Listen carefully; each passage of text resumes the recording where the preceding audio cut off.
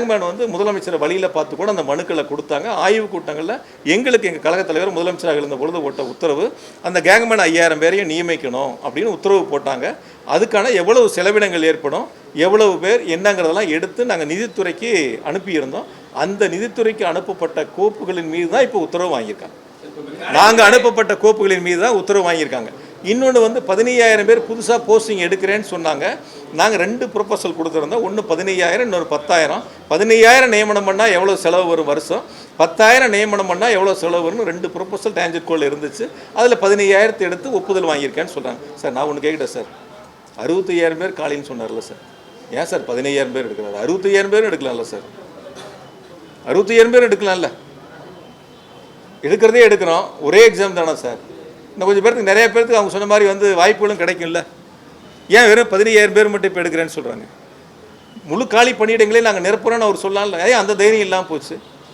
இப்போதைக்கு 15000 sir, AI 300 எடுத்தா என்ன, 3000 எடுத்தா என்ன வேகன்சி டிஎன்பிசி கொடுக்க போகிறீங்க, அவங்க எக்ஸாம் நடத்தி செலக்ட் பண்ணி கொடுக்க போகிறாங்க, நம்ம அப்பாயின்மெண்ட் போட போகிறோம், அவ்வளோதானே சார். இப்போ முழுசாக எடுக்க வேண்டியதானே.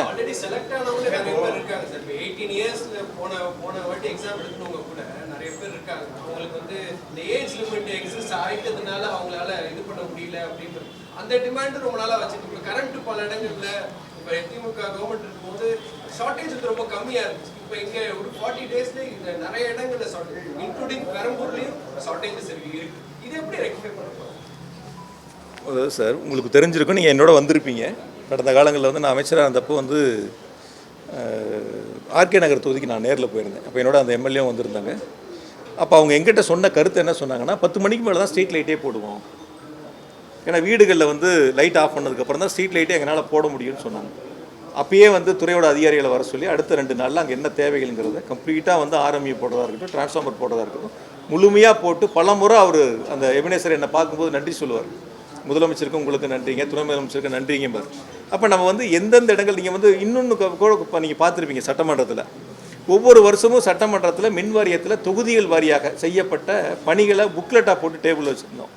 தொகுதி வாரியாக ஒரு தொகுதிக்கு ஒரு நோடல் ஆஃபீஸரும் முதலமைச்சருடைய வழிகாட்டுதலோடு நியமிச்சிருந்தோம்.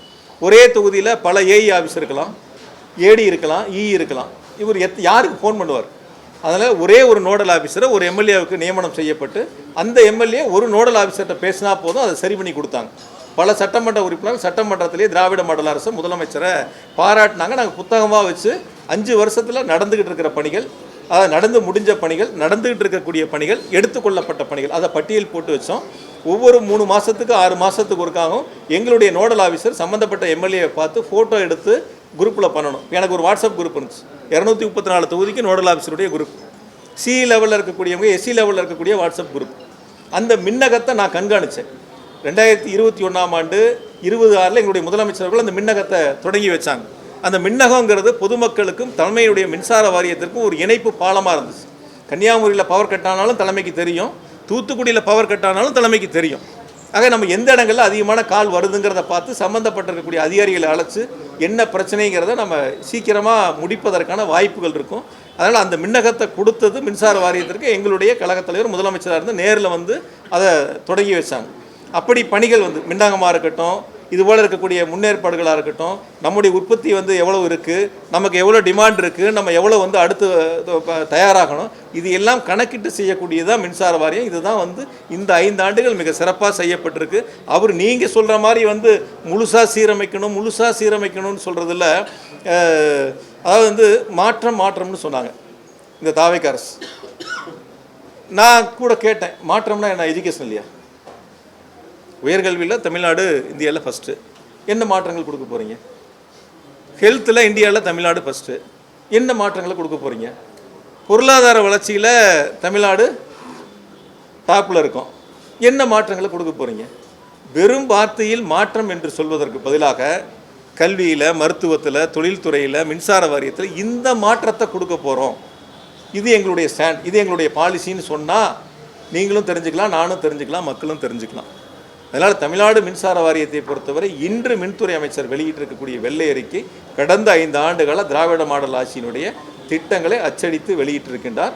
அதில் நாங்கள் 5 ஆண்டுகள் செய்த மிக சிறப்பான பணிகள், எங்களுக்கு வழிகாட்டிய கழகத் தலைவர் திராவிட மாடல் ஆட்சியினுடைய நாயகர் மாண்புமிகு தளபதி அவர்கள் கொடுத்த தைரியம், ஊக்கம், நிதி, அத்துணை வளர்ச்சிகளையும் உள்ளடக்கிய அந்த வெள்ளை பேப்பர், அந்த வெள்ளை பேப்பரில் எவ்வளவு இழப்புகள் என்பதையும் நாங்கள் எவ்வளவு குறைத்திருக்கிறோம், என்ன நடவடிக்கை எடுத்திருக்கிறோம், என்ன கட்டமைப்புகளை உருவாக்கி இருக்கின்றோம், என்ன புதிய திட்டங்களை செயல்படுத்தியிருக்கோம் என்பதையெல்லாம் மிக தெளிவாக குறிப்பிட்டிருக்கின்றார்.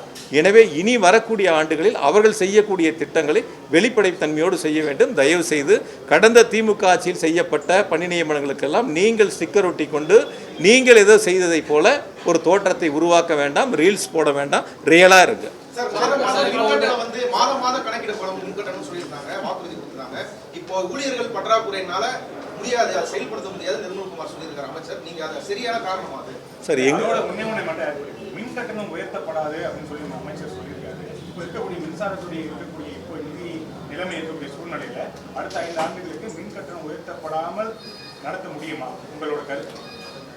ஒரு வகையில் மின்சார ஒழுங்குமுறை ஆணையம் வந்து மின்கட்டணம் உயர்த்துவதற்கான உத்தரவுகளை பிறப்பிக்கிற இடம் மின்சார ஒழுங்குமுறை ஆணையம் தான். இப்போ மின்சார வாரியத்துக்கு அவங்க ஒழுங்குமுறை ஆணையம் உத்தரவுகளை போடுவாங்க, நீங்கள் இவ்வளோ இந்த வருஷம் ஏற்றி ஆகணும்னு சொல்லுவாங்க. ஒன்று அரசு அது ஏற்றணும், இல்லைனா அரசாங்கம் அதுக்கான நிதியை கொடுக்கணும். நாங்கள் இந்த வருஷம் ஏற்றலை, அந்த ஏற்றக்கூடிய சுமைகளை அரசாங்கம் மின்சார வாரியத்துக்கு ஏற்றுக்கிட்டு நாங்கள் நிதிகளை கொடுத்துறோன்னு சொல்லணும். இதுதான் வழக்கமான நடைமுறை. இவங்க வந்து ஏற்றலைன்னு சொல்லியிருக்காரு. இப்போ அதுக்கான நிதிகளை தமிழ்நாடு அரசுகிட்டேருந்து முதலமைச்சர்கிட்டருந்து இந்த மின்துறை அமைச்சர் கேட்டு பெறுவாரான்னு பார்ப்போம். அதாவது சார், நாங்கள் ஏற்கனவே சொன்னோம், அதாவது மாதாந்திர கணக்கீடு என்பது ஸ்மார்ட் மீட்டர் போடுவதற்கான பணிகளை நாங்கள் முன்னெடுத்தோம். போன திராவிட மாடல் ஆட்சியில் டெண்டரெல்லாம் கோட் பண்ணி ப்ரைஸ் பிட்லாம் ஓப்பன் பண்ணல, டெண்டர் முடிஞ்சிருச்சு. அதுக்குள்ளே தேர்தல் தேதி அறிவிச்சிட்டாங்க, டெண்டர் ஓப்பன் பண்ணாமல் இருக்குது. இந்த அரசாங்கம் வந்து அதுக்கு சில சாக்கு போக்கெல்லாம் சொல்கிறாங்க, 30,000 கோடி தேவைப்படுது அப்படின்ட்டு. சார், நீங்கள் ஒரு வளர்ச்சி வேணும்ல, எந்த ஒரு வேலையுமே நீங்கள் ஐஃபோன் 16 வாங்கினா அடுத்து 17 வரும், வரதானே செய்யும். 17 வந்துருமேங்கிறதுக்காக 16 வாங்காமல் இருப்பீங்களான்னு கேட்குறேன். இன்றைக்கி ரொம்ப அதிபுத்திசாலித்தனமாக ஒரு கருத்தை சொன்னார். சிம் கார்டு போடணும், அடுத்து வந்து இன்னொரு டெக்னாலஜி வந்துட்டால் இது என்ன பண்ணுறது, இது என்ன பண்ணுறதுன்னாரு. இப்போ அடுத்து இன்னொரு லேட்டஸ்ட் மாடல் வருதுங்கிறதுக்காக இந்த மாடலை யாரும் வாங்காமல் இல்லையே, யாரும் பயன்படுத்தாமல் இல்லையே. இப்போ வரக்கூடிய கால சூழ்நிலைக்கு ஏற்ப நம்மளை நம்ம மேம்படுத்திக்கணும். இதுதான் நடைமுறையில் இருக்கக்கூடிய வழக்கமான ஒன்று. அதனால் அவங்க ஒன்றும் ஸ்மார்ட் மீட்டர் போடுறேன்னு சொல்லணும், இல்லை போடலைன்னு சொல்லணும். 30,000 கோடி வந்து கூடுதலாக செலவு ஏற்படும், அதனால் வந்து நாங்கள் பார்த்துட்டு அப்புறம் செய்கிறேன்னு சொல்லியிருக்காங்க. நாங்கள் உத்தேசித்து, எங்களுடைய திராவிட மாடல் அரசு உத்தேசித்து ஸ்மார்ட் மீட்டர் போட்டது பிறகு மாதாந்திர கணக்கீட்டுக்கான அந்த பணிகளை செய்வதற்கு நாங்கள் தயாராக இருந்தோம். இந்த அரசு அதை எப்படி முன்னெடுக்கிறாங்கிறத எல்லாமே வந்து வெளிப்படைத்தன்மையாக இருக்குது, எல்லாமே ஆன்லைன் சொல்லுவோம். பட் டெண்டர் கோரினவங்க எல்லாமே வந்து எப்படி சார் ஒரே ரேட்டை கோட் பண்ண முடியும்? சார், அதாவது வந்து இப்போ 2020-21 கூட ஒரு டெண்டர் போட்டிருக்காங்க. அதுக்கு முன்னாடியும் போன அதிமுக ஆட்சியிலையும் டெண்டர் போட்டிருக்காங்க. அதாவது L1, L2 இவங்க எல்லாம் ஒரே விலைப்புள்ளிகளை கோருகிறார்கள் என்பது நமக்கு முக்கியம் இல்லை. அவங்க எப்படி வேணாலும் கோட் பண்ணலாம். அதற்கு பிறகு அவங்களை அழைத்து எவ்வளோ ரேட்டு குறைக்கிறாங்க அப்படிங்கிறது தான். இப்போ L1 ஒருத்தர் இருப்பாங்க, L2 25 பேர் இருப்பாங்க, L2 25 பேர் இருப்பாங்க, 25 பேர் இருப்பாங்க. அப்போ அந்த L2 L1 ரேட்டை மேட்ச் பண்ணால் அந்த 25 பேர்த்துக்கும் அவங்களுக்கான பியூ ஆர்டர் கிடைக்கும். ஒரு 2000 டிரான்ஸ்ஃபார்மர் வேணும்னா ஒருத்தரே 2000 சப்ளை பண்ண மாட்டாங்க, ஒருத்தருக்கே அந்த ஆர்டர் கொடுக்க முடியாது. யாரெல்லாம் டெண்டர் அட்டன் பண்ணாங்களோ, யாரெல்லாம் அந்த ரேட்டு ப்ரைஸை குறைச்சி ஒத்துக்கிட்டாங்களோ அவங்களுக்கு அந்த டெண்டரை பிரித்து கொடுப்பாங்க. ஒருத்தர் 100 எடுத்துக்குவார், ஒருத்தர் 200 எடுத்துக்குவார், ஒருத்தர் 500 எடுத்துக்குவார். அவர்களுடைய அவங்க எவ்வளோ வந்து சப்ளை பண்ண முடியுமோ அந்த திறனுக்கு ஏற்ப அவங்க அந்த உத்தரவு வாங்குவாங்க. அதனால் கடந்த காலங்களில் இது போன்ற நடைமுறைகள் இருந்திருக்கின்றன. இது மாதிரி L1, L2 எல்லாமே வந்து ஒரே ரேட்டை கோட் பண்ண வரலாறுகள் இருக்கின்றன. அதுதான் இப்பயும் நடந்திருக்கு. அதனால் அதில் எந்த விதமான தவறுகளும் இல்லை. நம்மளை பொறுத்த வரைக்கும் விலை குறைச்சிருக்காங்களா, விலை கூட இருக்கா, மற்ற மாநிலங்களை விட கூட இருக்கா, இதில் ஏதாவது தவறு நடந்திருக்கா, இதுதான். இதுக்கு தான் இத்தனை கமிட்டி இருக்குது, இத்தனை அதிகாரிகள் இருக்காங்க. இவங்க அதுக்கப்புறம் ஆடிட் இருக்குது. இதில் எல்லாம் நடக்காத வந்து இந்த அமைச்சர் வந்து கண்டுபிடிச்சி ஏதோ வந்து தவறு நடந்திருக்கு 44,000 மின்மாற்றிகள். தயவு செஞ்சு அவர் 2க்கான கண்டிஷன் இருக்குது, இது 2ஐயும் அவர் ஒப்பிட்டு பார்த்து பொதுவெளியில் சொல்லணும். சரி, இப்போ வந்து டெண்டர் வந்து ஆன்லைனில் தான் கோட் பண்ண போகிறோம்னு சொல்கிறாரு. ஏற்கனவே ஆன்லைனில் தான் அது இருக்குது. டிஎன்பிசி மூலம் தான் ஆட்களை தேர்வு செய்ய போகிறோம்னு சொல்கிறாரு. ஏற்கனவே டிஎன்பிசி மூலம் தான் தேர்வு பண்ணாங்க. அதிமுக ஆட்சியில் முன்னாடியுமே தேர்வு நடத்தி பொறியாளர்களை தேர்வு பண்ணாங்க. அந்த திமுக ஆட்சி வந்து டிஎன்பிசிங்கிற முறையை மாற்றுறீங்க. அதே இதை புதுசாக சொல்கிற மாதிரி ஒரு விஷயத்தை சொல்கிறாங்க. இந்த 5 வருஷம் திமுக ஆட்சியில் பண்ணுறதுக்கு 2011 21 வரை அதிமுக ஆட்சியில் நடந்த மின்விசை திட்டங்களை பற்றியோ அதை பற்றி வெள்ளை அறிக்கையில் குறிப்பிட்டு பேசல. ஆனால் இந்த 5 வருஷத்தை பற்றி பேசுறதுக்கான காரணம் என்ன? அதாவது இந்த 34,000 கோடி இழப்பை பற்றி ரொம்ப பெருசாக பேசினார் நீ கேட்ட மாதிரி. அந்த 56,000 கோடி இழப்பு, 58,000 கோடி பற்றி ஒன்றும் பெருசாக பேசலை. அப்படியே ஒரு வரியில் அதை ஒரு வார்த்தையில் கடந்து போயிட்டாங்க. சரி பரவாயில்ல, அவருடைய எண்ணங்கள் வந்து திமுக மீது பழி போடணும், திமுக 5 வருஷம் திமுக அரசின் மீது பழி போடணும், திமுகவில் ஏதோ ஒரு தவறுகள் நடந்து விட்டதைப் போல் ஒரு தோற்றத்தை உருவாக்கணும். அதுக்கான முயற்சிகளை தான் இன்றைய தாவேக அரசு எடுக்குது. அதுக்கு அவங்க பயன்படுத்தக்கூடிய சில வார்த்தைகளை பயன்படுத்துகிறாங்க. நான் தான் இப்போ முன்னாடி சொன்னேன், நான் சோலாராக இருக்கட்டும், மற்ற விஷயங்களாக இருக்கட்டும், அவங்க சொல்கிறதுக்கான ஆதாரத்தை கொடுக்கலன்னு நாங்கள் சட்டப்படி சந்திப்போம்னு சொல்லியிருக்கேன். அதனால் இனி வரக்கூடிய நாட்களில் அது மாதிரி வந்து தவறுதலாக சொன்னால், ஆதாரம் இல்லாமல் சொன்னால் நிச்சயமாக நாங்கள் வேடிக்கை பார்க்க மாட்டோம், பொறுத்திருக்க மாட்டோம், சட்டப்படி சந்திப்போம். முதலமைச்சருடைய பதிலுரையில் மின்வெட்டை பற்றி பேசும்போது சிலர் வேண்டுமென்றே சூழ்ச்சி செய்து இந்த மின்வெட்டை ஏற்படுத்துறாங்கன்னு அந்த ஒரு பேச்சை வந்து பேசினாங்க. அதுக்கு பதில் என்ன? இப்ப இருக்கக்கூடிய மின்வெட்டுக்கு அவங்க அரசியல் காரணம் வைக்கிறாங்க. இதுக்கு இப்ப நடைபெறக்கூடிய மின்வெட்டுக்கு காரணம் என்ன நீங்க நினைக்கிறீங்க? பியூஸ் கேரியர் திருட்டு போறது, சில கருப்பாடுகள் இருக்கிறது அப்படிலாம் சொல்றாங்க. அதாவது மின்வாரியத்தில் பணிபுரியக்கூடியவர்களில் கருப்பாடுகள் இருக்குனர், அப்புறம் 1% கருப்பாடுனர், 100% இருக்கிற இடங்களில் 1% கருப்பு யாருன்னு கண்டுபிடிக்க முடியாதா? கண்டுபிடிக்கலாமா? கண்டுபிடிக்க முடியாதா? 100 பேர் வேலை செய்கிற இடங்களில் ஒருத்தர் தவறு பண்ணால் யார் அந்த தவறு பண்ணுறான்னு கண்டுபிடிச்சி நடவடிக்கை எடுக்க வேண்டியது அரசினுடைய கடமை, துறையினுடைய கடமை. அப்போ நான் முன்னாடி சொன்னேன், இரவு பகல் பாராமல், மழை வெயில் பார்க்காம, நேரங்காலம் பார்க்காம உழைக்கக்கூடியவங்க மின் வாரியத்தில் பணிபுரியக்கூடிய பணியாளர்கள், அதிகாரிகள். இப்போ அவங்கள கருப்பு ஆடுன்னு குற்றம் சொல்கிறார். இப்போ அவங்கள வச்சு தான் நம்ம அந்த மின் விநியோகத்தை செய்கிறோம். இப்போ அந்த கருப்பாடுகளை கண்டுபிடிச்சு நடவடிக்கை எடுக்க முடியலன்னா அப்போ அவர் சொன்னது தவறு. அவர் தவறான கருத்தை, பொய்யான கருத்தை முன் வச்சிருக்கார். அது ஒன்று. இப்போ சட்டமன்றத்தில் நாங்கள் சொன்னோம், ஃபியூஸ் கேரியர் திருட்டு போச்சுன்னு ஒரு கருத்தை சொன்னார். பகலில் திருட்டு போன வீடியோவுக்கு இரவில் மின்தடை ஏற்படுதுன்னு சொன்னோம். இப்போ நான் சொன்னேன், பெரம்பூரில் 260 RMU போட்டிருக்கிறோம் போன 5 வருஷத்துலேன்னு சொன்னோம். ஆக ஒரு அரசு அமைந்தவுடன் அந்த அரசினுடைய அமைச்சர், அந்த துறையினுடைய அமைச்சர் சம்பந்தப்பட்ட அதிகாரிகளை அழைத்து ஆய்வு கூட்டங்களை நடத்தி எப்படி வந்து அந்த துறை செயல்படுகிறது, எப்படி மின் விநியோகம் நடைபெறுகிறது, எங்கெங்கே தவறுகள் நடைபெறுகின்றன, அந்த மின் விநியோகத்தில் எங்கெங்கே பாதிப்புகள் இருக்குது, அதை எப்படி சரி செய்யலாம் என்பதை செய்ய வேண்டியது அந்த துறையினுடைய அமைச்சர். நான் சட்டமன்றத்தில் கேட்டேன், இது வரைக்கும் வந்து நீங்கள் மீட்டிங் நடத்தலன்னு சொன்னேன். துறையினுடைய விநியோகத்திற்கான அந்த பணிகளை செய்யக்கூடிய அதிகாரிகளுடைய அலுவலருடைய கூட்டத்தை நீங்கள் நடத்தலன்னு சொன்னேன். இப்போ நாங்கள் பொறுப்பெடுத்த மண்டலங்கள் வாரியாக போய் நேரில் சம்மந்தப்பட்ட ஏஇ வரைக்கும் அழைச்சி பேசி என்ன தேவை இருக்குது, எப்படி இருக்குது, என்னெல்லாம் செய்யணும்னு கேட்டு வாங்கி அவங்ககிட்ட மைக் கொடுத்து பேச வச்சோம். கருத்துக்களை நாங்கள் குறித்தோம். இங்கே வந்து அதுக்கான நடவடிக்கைகளை எடுத்தோம். நீங்கள் 40 நாள் ஆயிடுச்சு, 45 நாள் ஆயிடுச்சுங்கிறீங்க. என்ன ஆய்வு கூட்டங்களை நடத்துறீங்க? இப்போ நான் கேட்டதுக்கு அவர் பதில் சொல்லியிருக்கணும்ல. இத்தனை ஆய்வு கூட்டங்களை நடத்தியிருக்கோம், இத்தனை சிஇ மீட்டிங் நடந்திருக்கு, இத்தனை எஸ்சி மீட்டிங் நடந்திருக்கு, இத்தனை இஇ மீட்டிங் நடந்திருக்கு, இதெல்லாம் சொல்லணுமா இல்லையா? அப்போ அப்படி ஒரு கூட்டம் நடந்திருந்தால் உங்களுக்கு பத்திரிக்கை ரிலீஸ் வந்திருக்குல்ல, செய்தி ப்ரெஸ் ரிலீஸ் கொடுத்துருப்பாங்கல்ல.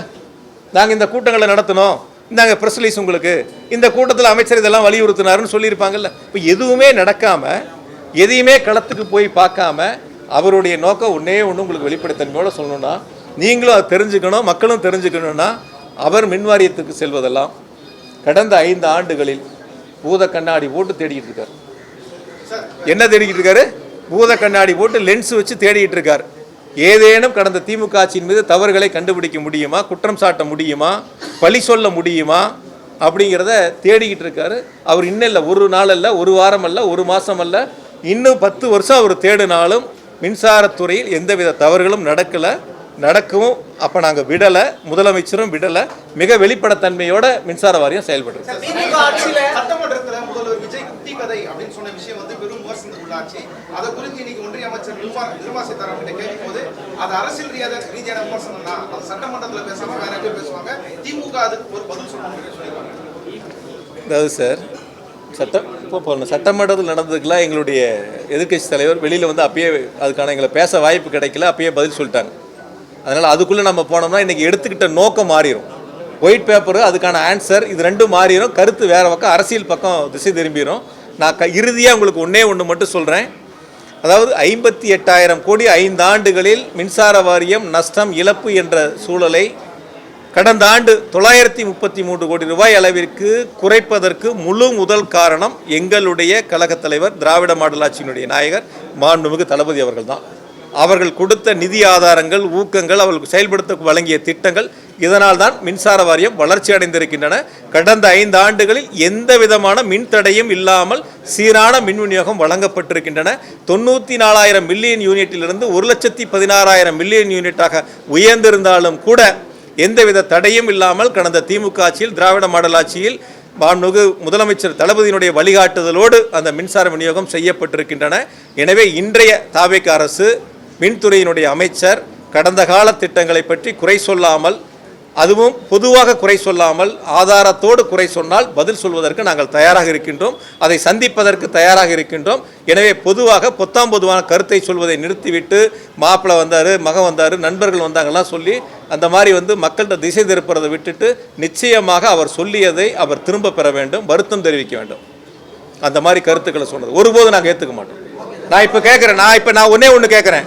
இப்போ நாங்கள் அவங்க துறையை நடத்துனாங்கன்னு சொன்னால், இப்போ ஒருத்தருக்குலாம் ஆர்டர் போட்டு இந்த அரசாங்கத்தில் ரிவர்ஸ் பண்ணாங்கல்ல, ஆலோசகராக போட்டு பண்ணாங்கல்ல, அப்போ இந்த அரசாங்கத்தை யார் நடத்துகிறா? ஜெகதீஷ் நடத்துகிறாரா? யார் நடத்துகிறா? சொல்லணும்ல.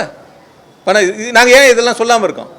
அரசியலாக பார்க்கணும், துறையாக பார்க்கணும், துறையினுடைய வளர்ச்சியாக பார்க்கணும். அதனால் பொதுவெளியில் அரசியல் காழ்ப்புணர்ச்சியோடு சொல்லக்கூடிய குற்றச்சாட்டுக்கள் ஆதாரத்தோடு சொன்னால் சந்திப்பதற்கு நாங்கள் தயார், விளக்கம் தர தயார். மின்துறை அமைச்சர் இனி வரக்கூடிய நாட்களில் பார்த்து தெரிந்து தெளிவாக பேச வேண்டும். இல்லை என்றால் சட்டப்படி சந்திக்கக்கூடிய சூழல் ஏற்படும். நன்றி.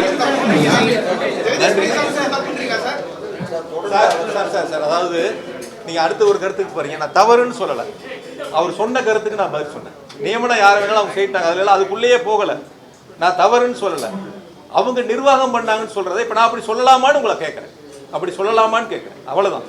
அதனால் நான் இதில் நாங்கள் வெளிப்படைத்தன்மையோடு இருந்தால் நீங்களும் வெளிப்படைத்தன்மையோடு இருங்கன்னு சொல்கிறேன், அவ்வளோதான். நன்றி.